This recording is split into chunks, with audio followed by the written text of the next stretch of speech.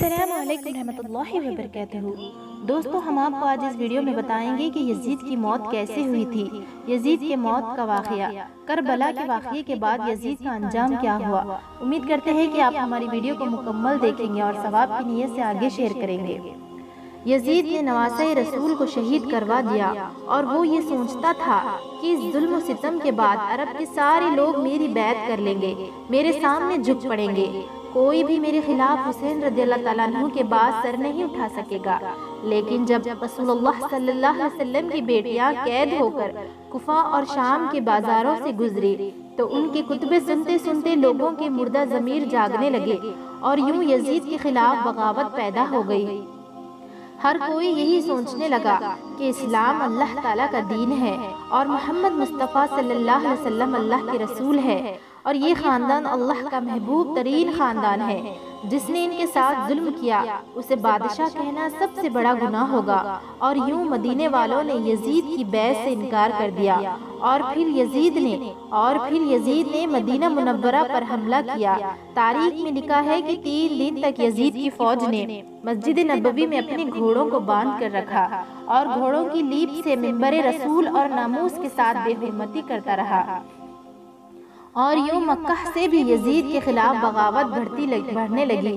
پھر ملعون یزید نے خانہ کعبہ پر بھی حملہ کرانا شروع کر دیا اور خانہ کعبہ میں آگ لگا دی۔ ہر کوئی یزید کے اوپر لعنت کرنے لگا، لیکن یزید کسی کو بھی اپنے خلاف دیکھتا تو اس کا سر قلم کروا دیتا۔ واقعہ کربلا کے بعد کچھ ہی دنوں کے بعد یزید کی بھی موت کا وقت آ گیا تھا۔ 10 محرم الحرام 61 ہجری کو کربلا میں حضرت امام حسین رضی اللہ تعالیٰ عنہ کا خون بہا کر یزید پلید نے حکومت حاصل تو کر لی تھی، وہ حکومت بھی زیادہ دن ٹک نہ سکی اور 3 سال 7 مہینے بعد ہی 5 ربیع الاول 64 ہجری میں 39 سال کی عمر میں یزید کی موت ہو گئی۔ یزید کی موت کیسے ہوئی، اس کی 2 وجوہات بتائی جاتی ہے۔ ایک وجہ یہ بتائی جاتی ہے کہ یزید شرابی تھا، یہ بہت شراب پیا کرتا تھا، جس کی وجہ سے وہ ایک بیماری میں مبتلا ہو گیا اور پیٹ کے درد اور آتے کے سکڑ جانے کی تکلیف سے تڑپتا رہتا تھا۔ یعنی جس طرح مچھلی پانی کے لیے تڑپتی ہے، یزید بھی اسی طرح سے تڑپتا رہتا تھا۔ موت کے کچھ دن پہلے یزید کی آتے سڑ گئی اور اس میں کیڑے پڑ گئے۔ وہاں کے حکیم پریشان ہونے لگے تھے کہ یہ کیسی بدترین بیماری ہے کہ تمہارا پیٹ اندر سے ختم ہو رہا ہے، جل رہا ہے۔ یزید تکلیف کی شدت سے چیختا تھا، پانی کا قطرہ حلق سے نیچے اترنے کے بعد کانٹے کی طرح چبھنے لگتا تھا۔ اس تکلیف سے وہ اپنا سر پیٹتا رہتا تھا۔ اس کے محل کے لوگ یزید کو اس حالت میں دیکھ کر یہی کہتے تھے کہ یہ عذاب حسین ابن علی کو پیاسا رکھنے کی بدولت ہے۔ عجیب قہر الہی کی مار تھی، پانی کے بغیر بھی تڑپتا تھا اور پانی پی کر بھی چیختا تھا۔ یزید کو جب اپنی موت کا اندیشہ ہونے لگا تو اس نے اپنے بیٹے معاویہ بن یزید کو مرض بستر پر بلایا اور سلطنت کے بارے میں کچھ کہنا ہی چاہ رہا تھا کہ بے ساختہ بیٹے کے منہ سے چیخ نکلی اور باپ کے پیشکش کو ٹھکرا دیا کہ جس تاج و تخت پر آل رسول کے خون کے دھبے ہیں، میں اسے ہرگز قبول نہیں کر سکتا۔ خدا مجھے اس منحوس سلطنت کی وراثت سے ہمیشہ محروم رکھے جس کی بنیاد نواسۂ رسول کے خون پر رکھی گئی ہے۔ یزید اپنے بیٹے کے منہ سے یہ الفاظ سن کر تڑپ گیا اور شدت و رنج و غم میں ڈوبا رہا۔ معاویہ یزید پلید کا بیٹا تھا مگر نیک و صالح تھا اور باپ کے برے کاموں سے نفرت کرتا تھا۔ موت سے کچھ ہی دن پہلے یزید کی آنتیں سڑ گئی اور اس میں کیڑے پڑ گئے۔ یزید سے اتنی گندی بدبو آتی تھی کہ کوئی بھی اس کے پاس نہیں جانا چاہتا تھا۔ یزید کو بہت قیمتی اور کئی قسم کے عطر بھی لگائے جاتے تھے، پھر بھی اس سے بدبو نہیں جاتی تھی۔ اگر کوئی حکیم بھی اس کے پاس آتا تو وہ بھی اپنے ناک اور منہ بند کر آتا۔ یزید کا پیٹ کیڑوں کا غذا بنتا جا رہا تھا، تکلیف کی شدت سے چیختا تھا، پانی کے قطرہ حلق سے نیچے اترنے کے بعد بھی کانٹے کی طرح چبھنے لگتا تھا۔ عجیب قہر الہی کی مار تھی کہ پانی کے بغیر بھی تڑپتا تھا اور پانی پی کر بھی وہ چیختا تھا۔ آخر میں اسی درد کی شدت سے تڑپ کر اس کی جان نکل گئی۔ اس کی لاش میں ایسی بھیانک بدبو آنے لگی تھی کہ اس کے قریب جانا مشکل ہو گیا تھا۔ جیسے تیسے اس کی لاش کو سپرد خاک کیا گیا۔ یزید کی موت کی ایک اور وجوہات یہ بتائی جاتی ہے کہ یزید کو شیروں کے شکار کا بہت شوق تھا۔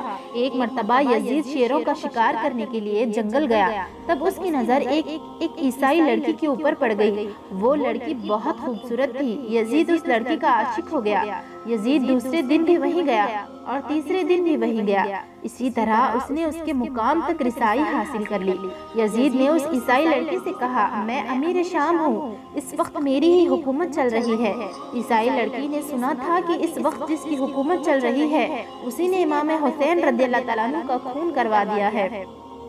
لڑکی سمجھ گئی، اس نے کہا ٹھیک ہے۔ پھر لڑکی نے یزید سے کہا، تم ہی ہو جسے امیر شام کہا جاتا ہے؟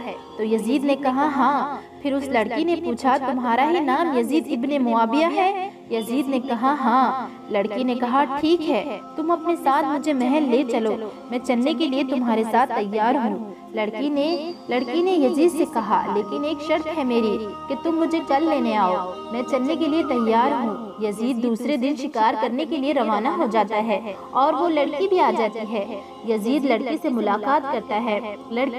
وہ لڑکی اپنے پاس ایک خنجر چھپا لیتی ہے اور یزید کے پیچھے گھوڑے پر بیٹھ جاتی ہے۔ جب یزید بات کرتے ہوئے آگے بڑھا تو لڑکی نے بڑی ہی پھرتی سے خنجر نکالا اور خنجر نکالنے کے بعد یزید کے پیٹھ میں خنجر مار دیا۔ خنجر کا لگنا تھا کہ یزید گھوڑے سے نیچے گر گیا۔ پھر اس لڑکی نے دوبارہ پھرتی سے یزید کو خنجر مارا۔ یزید سنبھل نہ سکا اور اس لڑکی نے یزید کے اوپر کئی سارے وار کر کے یزید کو وہیں پر کاٹ کر رکھ دیا اور وہ لڑکی وہاں سے چلی گئی۔ یزید کی لاش کئی دنوں تک وہیں پڑی رہی۔ یزید کے ساتھی کئی دنوں کے بعد جب تلاشتے ہوئے اسی راستے پر پہنچے تو ان لوگوں نے دیکھا کہ یزید کا جسم وہیں کٹا ہوا پڑا ہے۔ یزید کے ساتھی اس کی سڑی ہوئی لاش کو اٹھا کر لائے اور ایک گڈھا کھود کر اس کو وہیں دفن کر دیا۔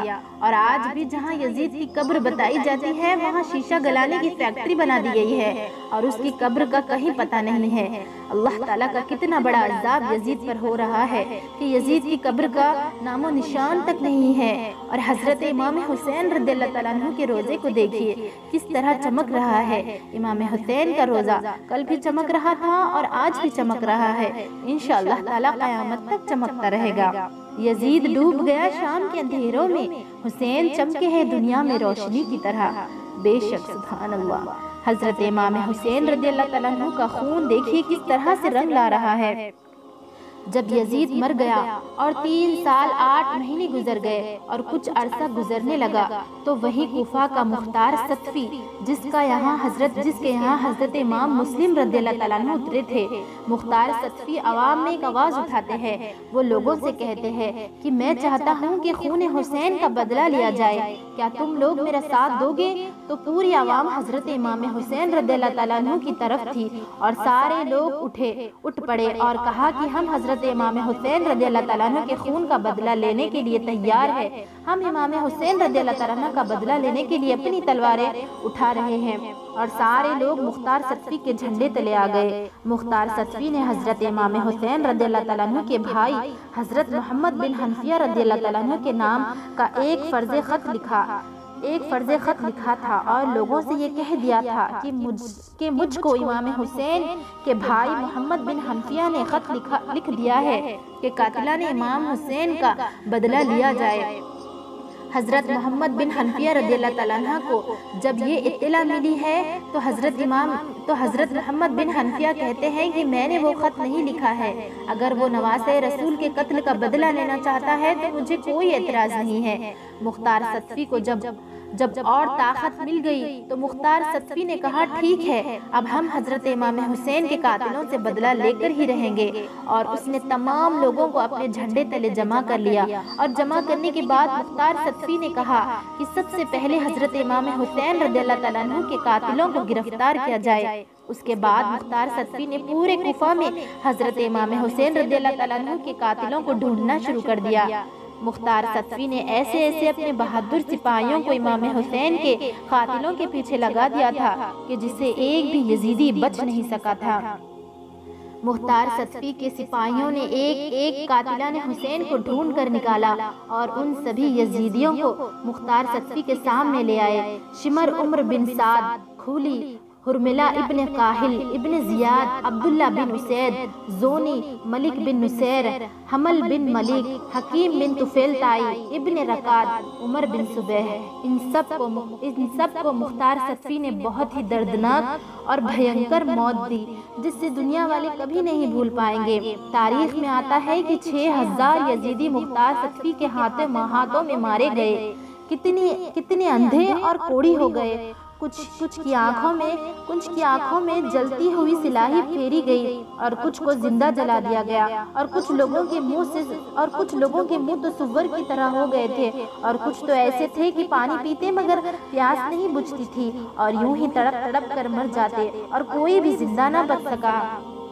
और इसी तरह से हजरत इमाम हुसैन रज़ियल्लाहु तआला अन्हु के कातिलों को सजा मिलती है। 6 साल के अंदर ऐसा तख्त पलटा कि दुनिया से इमाम हुसैन रज़ियल्लाहु तआला अन्हु के कातिलों का सफाया हो गया। यजीद डूब गया शाम के अंधेरों में, हमारे मौला हुसैन चमके हैं दुनिया में रोशनी की तरह। कत्ल हुसैन असल में मर्ग यजीद है, इस्लाम जिंदा होता है हर करबला के बाद। सुभान अल्लाह। प्यारे दोस्तों, अगर हमारी वीडियो आपको पसंद आई है, अच्छी लगी है तो हमारे चैनल को ज़रूर सब्सक्राइब करें और ज़्यादा से ज़्यादा अपने दोस्तों में शेयर करें।